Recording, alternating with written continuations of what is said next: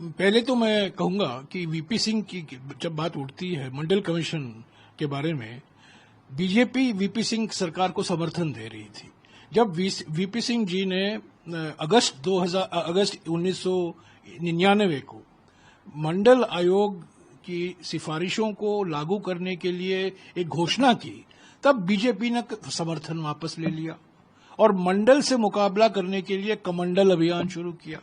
तो बीजेपी के इतिहास में अगर मैं जाऊंगा किस तरीके से 1949 से लेकर भारत के संविधान का विरोध किया जा रहा है आरएसएस की ओर से, आरएसएस के नेताओं की ओर से, तो इतिहास पर अलग बहस करेंगे। पर आज की जो अधिसूचना है, इसमें नई बात क्या है?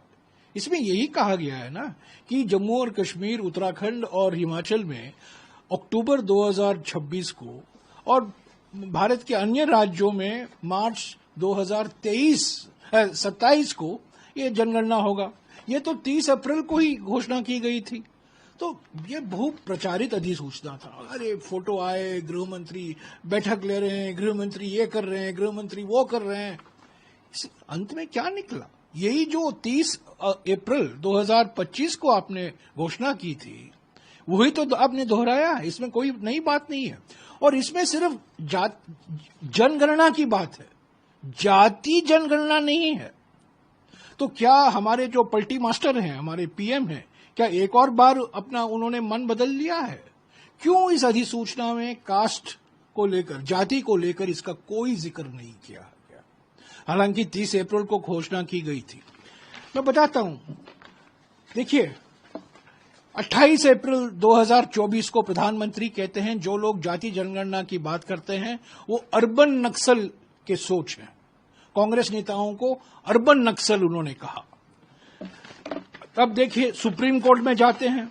सुप्रीम कोर्ट में 23 सितंबर 2021 को एक एफिडेविट दाखिल किया जाता है मोदी सरकार की ओर से और कहा जाता है कि कास्ट सेंसस हम नहीं करवाएंगे, ये हमारी नीति के खिलाफ है। तब लोकसभा में एक सवाल पूछा जाता है।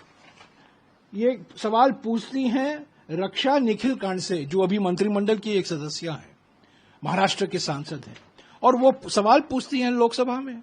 और लोकसभा सवाल के जवाब में उत्तर आता है मोदी सरकार के मंत्री से कि जाति जनगणना हम नहीं कराएंगे, हम इसके पक्ष में नहीं है, हम इसका विरोध करते हैं।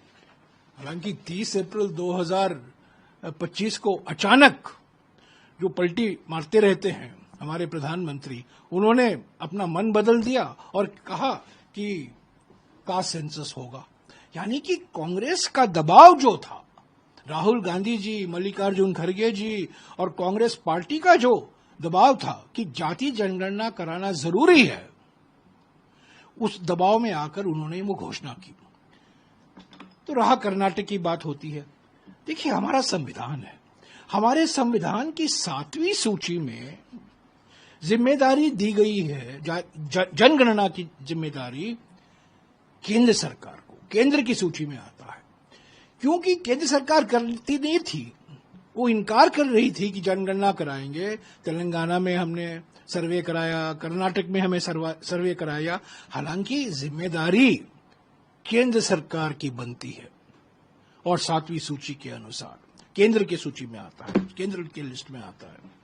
तो हमारा सवाल यही है कि जो तेलंगाना मॉडल है, तेलंगाना में न केवल जाति गिनती हो रही है, पर जाति की जो सामाजिक और आर्थिक जो स्थिति है उस पर भी जानकारी हासिल की जा रही है। हम मानते हैं, हमारी मांग ये रही है कि राष्ट्रीय स्तर पर तेलंगाना मॉडल अपनाना चाहिए। उस पर यह बात कुछ नहीं की गई अधिसूचना में। टोटल खर्च इस जनगणना में 10,000 करोड़ रुपया होगा। ये मेरे आंकड़े नहीं है, ये इसी सरकार के आंकड़े हैं। पर इस साल आवंटन सेंसस ऑफिस को, सेंसस कार्यालय के लिए मुश्किल से 575 करोड़ रुपया। तो आवंटन कहां से आएगा, उसकी कोई घोषणा नहीं की गई। जाति के बारे में कोई जानकारी नहीं दी गई। क्या सवाल उठाए जाएंगे, कितने सवाल होंगे, क्या सिर्फ गिनती होगी, क्या सामाजिक और आर्थिक स्थिति पर भी जानकारी हासिल की जाएगी, ये सब सवाल उठते हैं। तो ये इसमें कोई डेडलाइन नहीं है, ये एक हेडलाइन है, बस हेडलाइन बनाने के लिए इन्होंने ये अधिसूचना निकाला है। अभी बहुत से सवाल हैं और हमारे ओर से हम ये दबाव बरकरार रखेंगे कि तेलंगाना मॉडल राष्ट्रीय स्तर पर अपनाना चाहिए।